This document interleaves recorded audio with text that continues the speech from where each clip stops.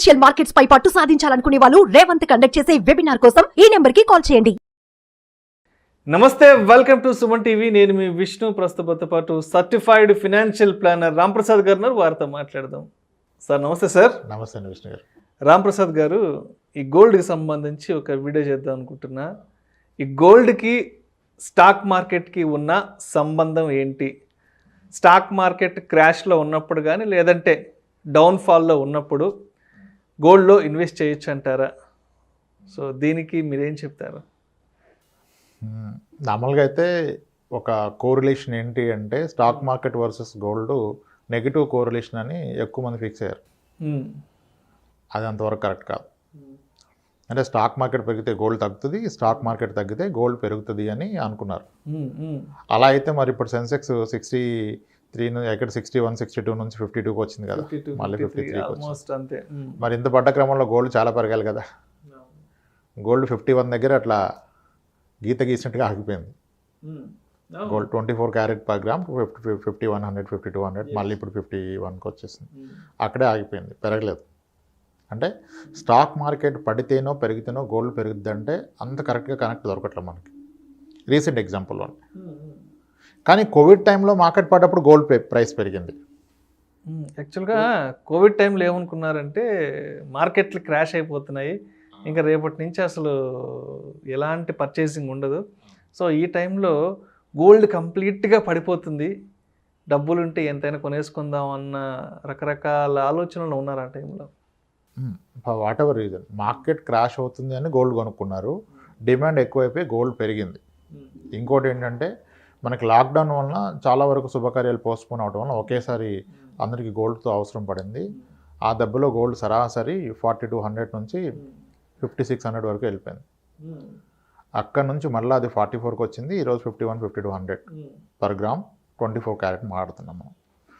అంటే కోవిడ్ టైంలో మార్కెట్ పడితే గోల్డ్ పెరిగింది, కానీ ఇప్పుడు మార్కెట్ పడితే గోల్డ్ పెరగట్లేదు. ఓకే, నా అండర్స్టాండింగ్ ఏంటంటే గోల్డ్ ప్రైస్ అనేది మార్కెట్ కరెక్షన్ కాకుండా ఈ ఎఫ్డి ఇంట్రెస్ట్ రేట్స్ని బట్టి gold price up and down అవుతుంది. ఎఫ్డి ఇంట్రెస్ట్ రేట్స్ బట్టి అంటే బ్యాంక్తో కనెక్ట్ అయింది. ఎస్, స్టాక్ మార్కెట్ కన్నా ఎక్కువ రిలేషన్ బ్యాంక్ ఎఫ్డి రేట్తో ఉంటుంది. ఎప్పుడైతే మీకు ఎఫ్డి ఇంట్రెస్ట్ తగ్గుతాయో దానికంటే ఎక్కువ గోల్డ్లో వచ్చే అవకాశం ఉందని చెప్పి గోల్డ్ వైపు మూవ్ అవుతారు. ఎప్పుడైతే fixed deposit rate of interest పెరుగుతాయో గోల్డ్ కన్నా ఎఫ్డి బెటర్గా ఇస్తుందని చెప్పేసి ఎఫ్డి వైపు వెళ్తారు. ఎందుకంటే మీకు bank fixed deposit and gold are the most liquid assets. Any time liquidity, safety. మీకు అవసరం ఉంటే క్యాష్ ఉన్నట్టే, సేఫ్టీ, డిఫాల్ట్ అవ్వదు, ఎనీ టైం ఎంత మేరకైనా తీసుకోవచ్చు. 20 తులాలు గోల్డ్ ఉన్న వ్యక్తి 2 తులాలు అమ్ముకోవచ్చు, 3 తులాలు అమ్ముకోవచ్చు.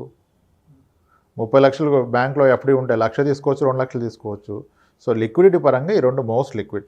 పోర్ట్ఫోలియో టెన్షన్ కూడా లేదు, ఆ టెన్షన్ లేదు. అయితే మాకు నార్మల్గా ఎఫ్డి ఇంట్రెస్ట్ కనుక తగ్గుతున్నాయంటే గోల్డ్ వైపు మూవ్ అవుతారు. ఎఫ్డి ఇంట్రెస్ట్ పెరుగుతున్నాయంటే గోల్డ్ నుంచి దీని వైపు మూవ్ అవుతారు. మనకి నార్మల్గా గోల్డ్ ఎక్కడ యూఎస్డీలో ట్రేడ్ అవుతుంది. మనం గోల్డ్ ఇంపోర్ట్ చేస్తాం. గోల్డ్ అమెరికన్ డాలర్స్లో పర్ ఔన్స్లో మెజర్ చేస్తాం. ఓకే, ఇప్పుడు గోల్డ్ వచ్చి పర్ ఔన్స్ ఇప్పుడు $1,709 సమ్వేర్ ఉంది. ఓకే, మన దగ్గర ఇండియన్ కరెన్సీలో వేరు. ఓకే, అయితే ఫస్ట్ పాయింట్ ఏంటంటే గత 10 ఏళ్లలో గోల్డ్ డాలర్స్లో మెజర్ చేస్తే ఏం పెరగలేదు. ఎగ్జాక్ట్గా ఈరోజు జూలై 19th, జూలై 19th 2012లో యుఎస్డీలో ఇంటర్నేషనల్ ప్రైస్ గోల్డ్ ఏ ప్రైస్లో ఉందో ఈరోజు ఇంచుమించుగా అదే ప్రైస్లో ఉంది. ఆ రోజు $670 పర్ ఔన్స్ ఉంటే ఈరోజు 1709, $1709 పర్ ఔన్స్లో ఉంది. అంటే ఇంటర్నేషనల్ మార్కెట్లో గోల్డ్ ప్రైస్ పెరగల. అది 10 ఇయర్స్లో మనం మాట్లాడుతుంది. గత 10 ఏళ్లలో గోల్డ్ ప్రైస్ ఏమీ పెరగలేదు. మరి ఇండియాలో ఎందుకు పెరిగింది? ఇండియాలో ఎందుకు పెరిగిందంటే రూపీ వాల్యూ డివాల్యూట్ అయింది కనుక, డాలర్ వర్సెస్ రూపీ ఫాల్ అయింది కనుక సేమ్ గోల్డ్ ఆ ప్రైస్నే కానీ మన రూపీ డివాల్యూట్ అవుతుంది, మనం ఎక్కువ పెట్టుకుంటున్నాం. అదే 2012 జూలై 19th రోజు ఇండియాలో గోల్డ్ ప్రైస్ ఎంత అని చూడండి మీరు. ఇప్పుడు గూగుల్ చేయండి. 24 carat gold price is almost at 3070 rupees, 3040 rupees 10 ఏళ్ల క్రితం. ఈరోజు మరి 10 ఏళ్ల క్రమంలో గోల్డ్ ఎంత పెరిగింది? రూ. 3,000 గ్రామ్ ఉన్నది కనుక అంటే 2012లో పీక్ అండి, మళ్ళీ 2015-16కి తగ్గింది. కన్ఫ్యూజ్ అయిపోతారు, అదేంటి 2016లో మేము 2,600కి కొన్నాం కదా, మీరు 2012లో 3,000 చెప్తారంటే 2012లో 3,000 తర్వాత తగ్గింది. సో 2012 జూలై 19 రోజు రూ. 3,000 ఉన్న పర్ గ్రామ్ గోల్డ్ ఈ రోజు 5,200 అయింది. అంటే 10 ఏళ్ల క్రమంలో రెట్టింపు అవ్వలేదు. రెట్టింపు అవ్వలేదు కదా, రెట్టింపు అయితే 6,000 అవ్వాలి కదా. 10 ఏళ్లలో కనుక రెట్టింపు అయితే మీకు 7% రిటర్న్ వర్కౌట్ అయినట్టు. మనం గత వీడియోలో చెప్పుకున్నట్టుగా రూల్ ఆఫ్ 72 ప్రకారం 10 yearsలో రెట్టింపు అయితే 72/10 విచ్ ఈజ్ 7% ఆర్ 7.2%. అసలు రెట్టింపే అవ్వలేదు అంటే గత 10 ఏళ్లలో బంగారం ఇచ్చిన రిటర్న్ ఎంత? హార్డ్లీ 5.8%, 5.7%. ఇక్కడ మనం సైకలాజికల్గా ఎలా చెప్పుకుంటామంటే గోల్డ్ అనగానే అరే నా పెళ్ళికి ఇంతకే కొన్నాను, ఇప్పుడు ఇంత అయిపోయింది, అసలు నీ పెళ్ళికి దీనికి ఏంటి సంబంధం? నువ్వు పర్సంటేజ్లో కదా మెజర్ చేయాల్సింది. నా పెళ్ళికి 3,000 కొన్నాను, మా అమ్మగారి పెళ్ళికి 1,800 కొన్నారు, మా అమ్మమ్మ గారి పెళ్ళికి 167 రూపాయలు కొన్నారు, అది కాదు ఇక్కడ క్వశ్చన్. మీరు బ్యాంక్ ఎఫ్డీని ఎలా 5.5%, 5.2%, గోల్డ్ కూడా పర్సంటేజ్ చెప్పండి కదా.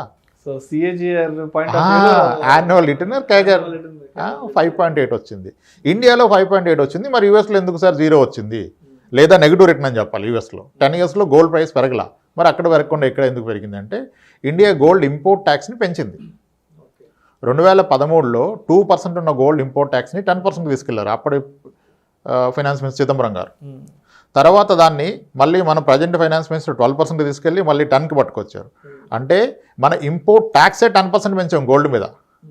దానికి అడిషనల్గా మన రూపీ వాల్యూ డిప్రిషియేట్ అయింది వర్సెస్ డాలర్, అందువల్ల గోల్డ్ ప్రైస్ పెరిగింది. కానీ యాక్చువల్గా గోల్డ్ ప్రైస్ 10 yearsలో ఏం పెరగల. మరి 10 yearsలో సెన్సెక్స్ ఎంత పెరిగింది? 2012 జూలై 19 రోజు సెన్సెక్స్ ఎంత ఉంది? సమ్వేర్ 17,000లో ఉంది. ఈరోజు ఎంత అయింది? 53,000 అయింది. 3 రెట్లు పెరిగింది. సింపుల్ కదా క్యాలిక్యులేషన్. 3 రెట్లు పెరిగిందా? 17,000 రూపాయలు సెన్సెక్స్ కాస్త 53,000 రూపాయలు అయింది. 3 times పెరిగింది. మరి గోల్డ్ హార్డ్లీ 2 times కూడా పెరగలేదు కదా. సో లాంగ్ రన్లో మీకు గోల్డ్ అనేది సెన్సెక్స్ని లేదా స్టాక్ మార్కెట్ని బీట్ చేయదు. లాంగ్ రన్లో బీట్ చేయదు. ఇక్కడ 10 yearsలో ప్రూవ్ అయింది కదా. ఎర్లియర్ 30 years 20 years స్పాన్లో గోల్డ్ అండ్ ఈక్విటీ సపోజ్ అంటే కొన్నిసార్లు సేమ్ రిటర్న్స్ ఇచ్చాయి, అది కూడా రాంగ్ క్యాలిక్యులేషనే. సెన్సెక్స్ని ఎవరు క్యాలిక్యులేట్ చేసినా సెన్సెక్స్ ఆ రోజు ఈ రోజు చూస్తున్నారు కానీ దీని డివిడెండ్స్ని ఫ్యాక్టర్ చేయట్లేదు. సెన్సెక్స్లో వచ్చిన డివిడెండ్స్ కూడా ఫ్యాక్టర్ చేయాలి కదా, దట్స్ అరౌండ్ 1.7 to 2% ఉంది, అది ఫ్యాక్టర్ చేయట్లేదు.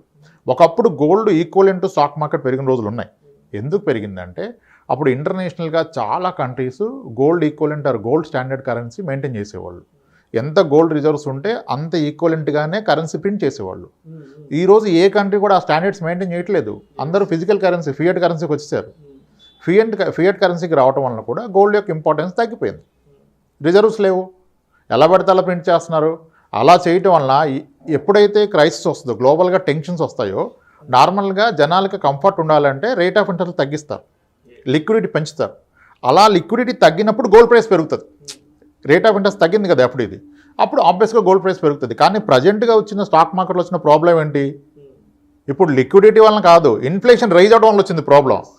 ఇన్ఫ్లేషన్ రైజ్ అంటే మీకు బ్యాంక్ ఇంట్రెస్ట్లు పెరిగాయి, అందుకని గోల్డ్ ప్రైస్ పెరగలేదు.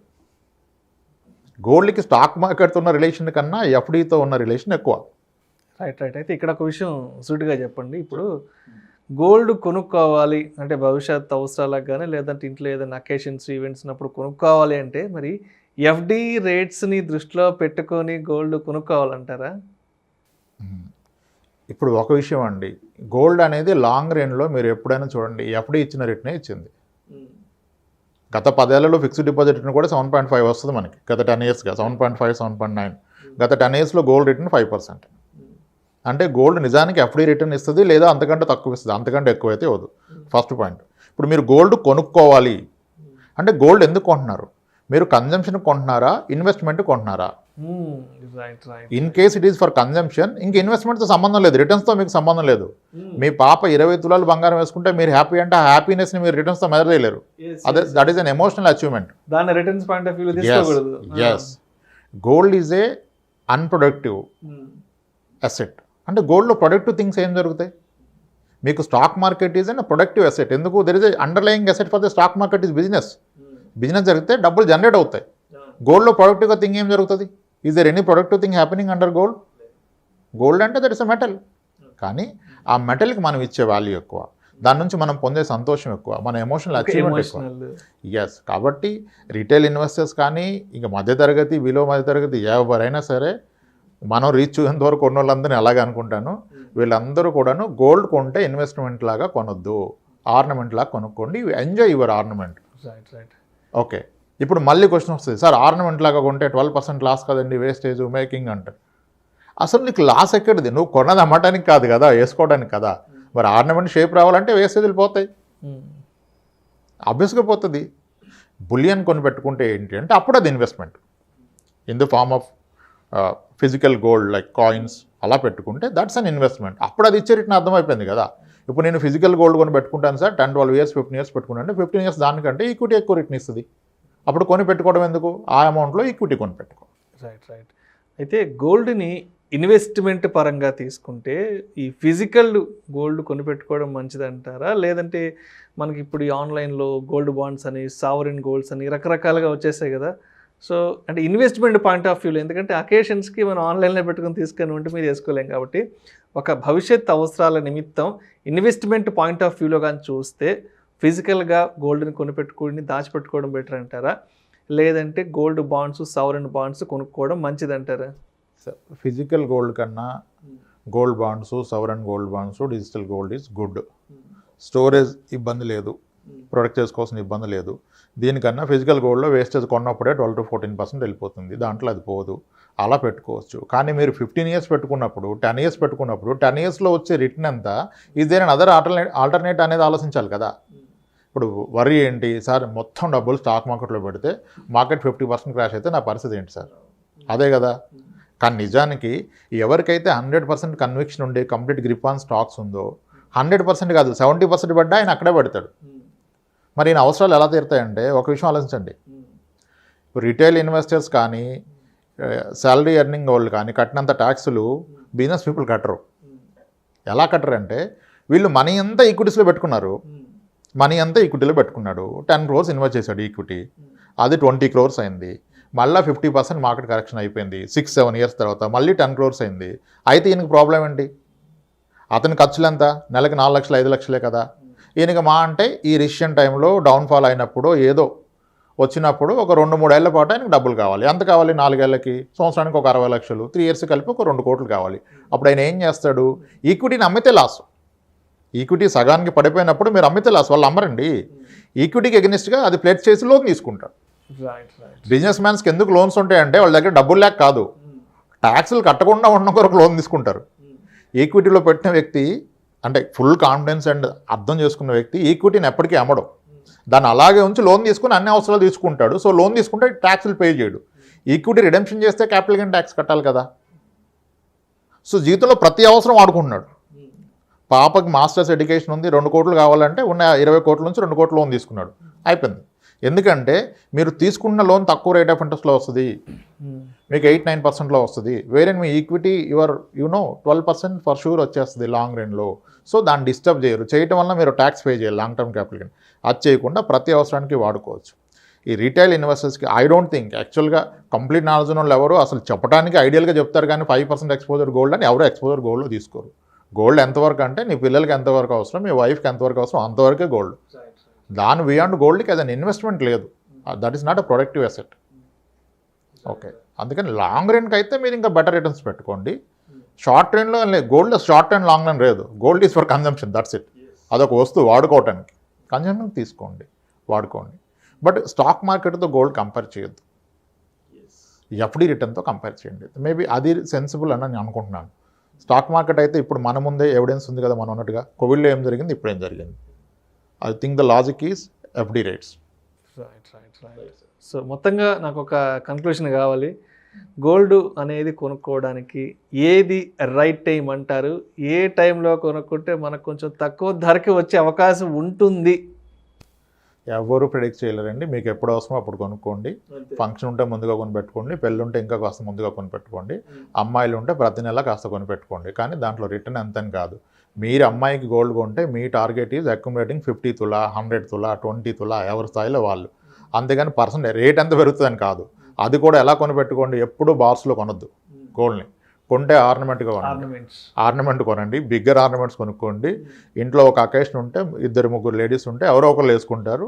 అంతకంటే ఎమోషనల్ హ్యాపీనెస్ ఎంజాయ్మెంట్ ఇంకేది ఇవ్వదు మీకు. రైట్. ఓకే, అలా కొనుక్కోండి.